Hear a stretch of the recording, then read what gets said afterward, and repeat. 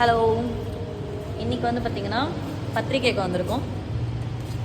சினிமாவுக்கு போனதை வந்து முன்னாடி பார்த்துருப்பீங்க. இதுக்கு அடுத்தது அன்றைக்கி சாயங்காலம் நாங்கள் எங்கே கிளம்பியிருக்கோம் அப்படின்னா, இவரோட வீட்டோட கிரகப்பிரவேசத்துக்கு பத்திரிக்கை வைக்கிறதுக்கு வந்திருக்கோம். அது யாருக்கு என்னங்கிறது நமக்கு தேவையில்லை, அவங்களுக்கு தெரிஞ்சவங்களுக்கு கேட்குறா. சும்மா வந்திருக்கேன், போயிட்டு வருவோம்.